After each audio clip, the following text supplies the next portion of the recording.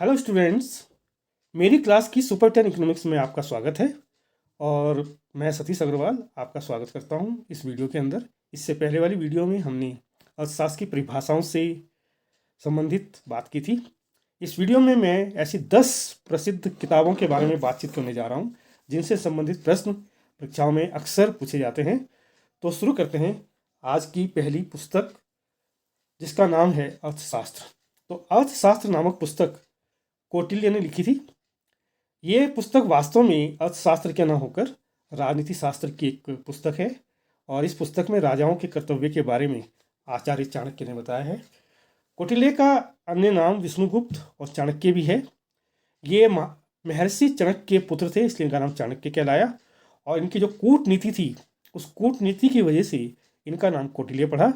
और इन्होंने 322 BCE में नंद वंश को समाप्त कर चंद्रगुप्त मौर्य की सहायता से मौर्य वंश की स्थापना करवाई थी। और ये चंद्रगुप्त मौर्य के गुरु भी थे, प्रधानमंत्री भी थे। और इस प्रकार से राजा के कर्तव्यों के बारे में इस पुस्तक में बताया गया है। यानी कि अर्थशास्त्र नामक जो पुस्तक है, ये वास्तव में राजनीति शास्त्र से संबंधित है।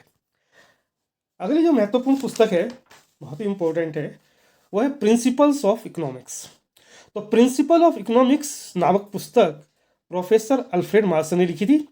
जैसा कि आप जानते हैं कि प्रोफेसर अल्फ्रेड मार्शल कल्याणवादी अर्थशास्त्री के नाम से जाने जाते हैं, और इन्होंने जो कल्याणवादी परिभाषा दी थी, इसके बारे में पहले ही बात कर चुके हैं। तो इस प्रकार से ये बहुत ही महत्वपूर्ण पुस्तक है, principle of economics by professor Alfred Marshall. अगली जो महत्वपूर्ण पुस्तक है वो है an essay on the nature and significance of economic science. ये पुस्तक बहुत ही प्रसिद्ध पुस्तक है, और इस पुस्तक को प्रोफेसर लियोनेल रॉबिन्स ने लिखा था, जिन्हें वैज्ञानिक अर्थशास्त्री कहा जाता है। इन्होंने अर्थशास्त्र की वैज्ञानिक परिभाषा दी थी, जिसके बारे में आप लोग पहले ही जान चुके हो। और ये बहुत ही महत्वपूर्ण पुस्तक है जो इनके द्वारा लिखी गई थी, an essay on the nature and significance of economic science. अगली बहुत ही महत्वपूर्ण पुस्तक है general theory of employment, interest and money. और ये जो पुस्तक है 1936 में प्रोफेसर J.M. किन्स ने लिखी थी। Professor J.M. किन्स बहुत प्रसिद्ध ब्रिटिश अर्थशास्त्री थे। इनका पूरा नाम है जॉन मेनार्ड किन्स, और ये J.N. किन्स के पुत्र थे, जॉन नेवाइल किन्स के पुत्र थे। आप जान चुके हो कि जॉन नेवाइल किन्स ने अर्थशास्त्र की परिभाषाओं की आलोचना करते हुए कहा था कि अर्थशास्त्र ने परिभाषाओं से अपना गला घोंट लिया है। लेकिन 1930 की महामंदी के बाद प्रोफेसर J.M. किन्स की जो किताब आती है, general theory of employment, interest and money, इसके बाद अर्थशास्त्र में जो प्रतिष्ठित अर्थशास्त्री थे, उनकी विचारधारा में काफ़ी परिवर्तन हुआ, और किन्स की एक नई विचारधारा अर्थशास्त्र में आई, जिसे किन्जियन रिवॉल्यूशन के नाम से भी जाना जाता है, किन्जियन क्रांति के नाम से भी इसे जाना जाता है, और इसे किन्सियन विचारधारा के नाम से भी जाना जाता है। तो इस प्रकार से general theory of employment, interest and money जो 1936 में प्रकाशित हुई थी, इसके बाद अर्थशास्त्र के अध्ययन में काफ़ी बड़ा बदलाव आया है। अगली बहुत ही महत्वपूर्ण पुस्तक है द एशियन ड्रामा।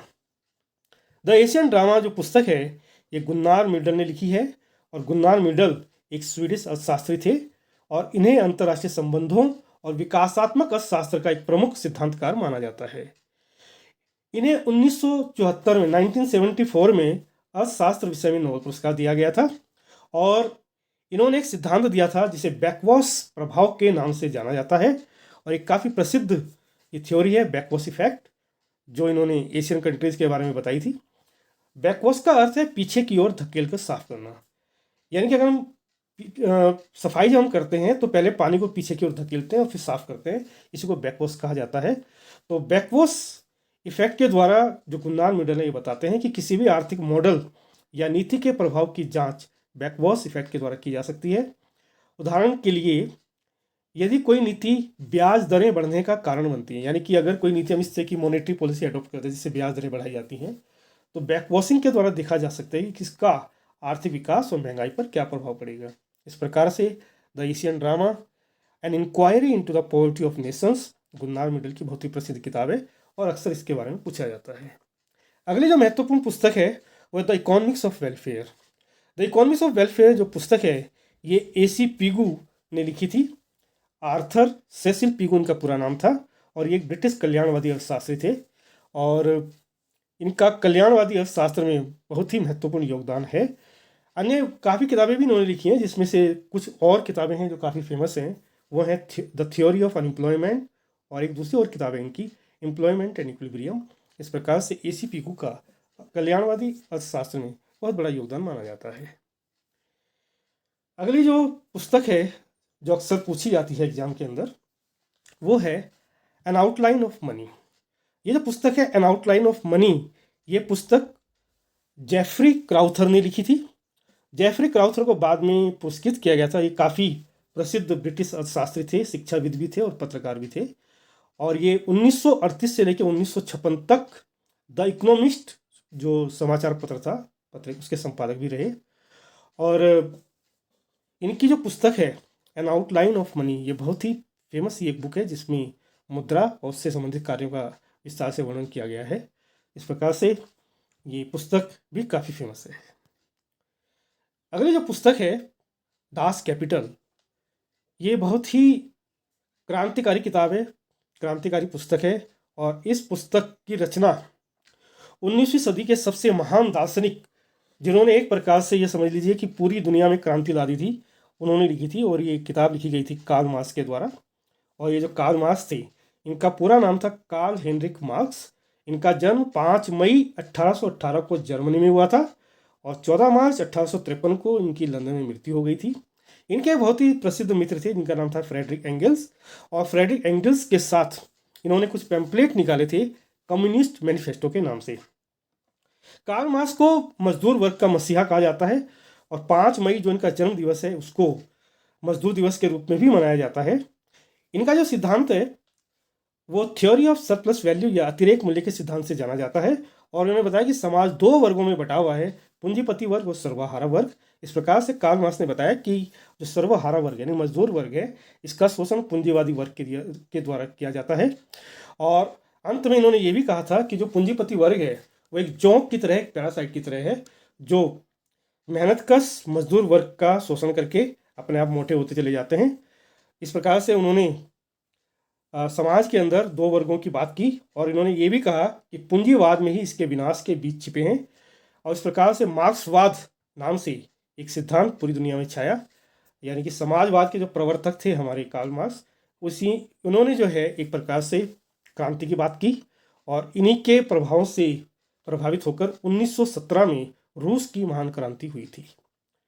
अगली जो बहुत ही महत्वपूर्ण पुस्तक है वह है थॉमस मोर की पुस्तक यूटोपिया। तो यूटोपिया एक पुस्तक है थॉमस मोर की।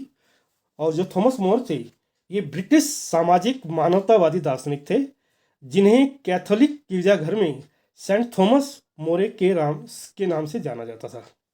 ये जो इनकी पुस्तक है यूटोपिया, ये 1516 में प्रकाशित हुई थी। सन 1516 में यूटोपिया नामक पुस्तक प्रकाशित हुई थी। ये काफ़ी बड़े बैरिस्टर भी थे और न्याय के सिद्धांत में विश्वास करते थे। तो इन्होंने एक ऐसे द्वीप, एक ऐसे आइलैंड की कल्पना की जिसको इन्होंने आदर्श लोक कहा। और यूटोपिया नामक जो पुस्तक है इसमें इन्होंने साम्यवादी राज्य का वर्णन किया है जहाँ पर सभी नीतियाँ तर्क द्वारा संचालित होती हैं।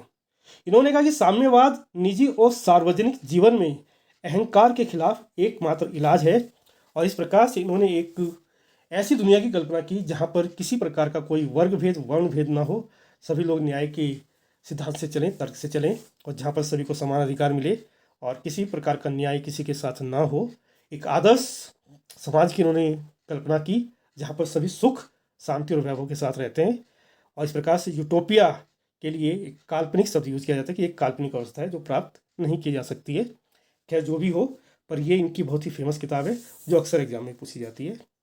अगली जो प्रसिद्ध किताब है वो है poverty and un British rule in India. Poverty and un British rule in India जो किताब है ये दादा भाई नौरोजी के द्वारा लिखी गई थी। और दादा भाई नौरोजी, इनको grand old man of India के नाम से भी जाना जाता है। इनका जो सिद्धांत है इन्हें ड्रेन ऑफ वेल्थ थ्योरी या धन के निष्कासन का सिद्धांत भी कहा जाता है। बहुत ही प्रखर बुद्धिजीवी, राजनीतिज्ञ और अर्थशास्त्री थे। और ये पहले भारतीय थे जिन्हें सन 1892 में ब्रिटिश संसद के लिए चुना गया था। और वे एल्फिंस्टन कॉलेज में प्रोफेसर चुने जाने वाले पहले भारतीय थे। ये 3 बार भारतीय राष्ट्रीय कांग्रेस के अध्यक्ष भी रहे। सन 1886 में ये कलकत्ता अधिवेशन में कांग्रेस के अध्यक्ष रहे। सन 1893 में ये लाहौर अधिवेशन में कांग्रेस के अध्यक्ष रहे। और सन 1906 में ये कलकत्ता अधिवेशन में कांग्रेस के अध्यक्ष रहे। नौरोजी पहले ऐसे अर्थशास्त्री थे जिन्होंने भारत की राष्ट्रीय आय का अनुमान लगाया, और 1867 से 68 के बीच का जो वर्ष था उसके लिए इन्होंने राष्ट्रीय आय के आंकड़े प्रस्तुत किए थे। उन्होंने बताया था कि 1867-68 में अनुमानित रूप से प्रति व्यक्ति भारतीय की आय 20 रुपये थी। नौरोजी ने यह अनुमान लगाया था कि भारत का 200 मिलियन से 300 मिलियन पाउंड का राजस्व ब्रिटेन को स्थानांतरित किया जा रहा है, और जो फिर से भारत में निवेश नहीं किया जाता है, और इस प्रकार से भारत का धन अंग्रेज लोग इंग्लैंड ले जा रहे थे। इसी थ्योरी को इनकी ड्रेन ऑफ वेल्थ थ्योरी कहा जाता है। और ये जो इनकी किताब है poverty and British rule in India, इस किताब के अंदर यानी कि poverty and un British rule in India किताब में इन्होंने ड्रेन ऑफ वेल्थ थ्योरी को पूरी तरह से बताया है। तो इस प्रकार से हमने आज बात की है 10 ऐसी किताबों की जो काफ़ी फेमस है अर्थशास्त्र के अंदर और जिन्होंने काफ़ी प्रभावित भी किया है।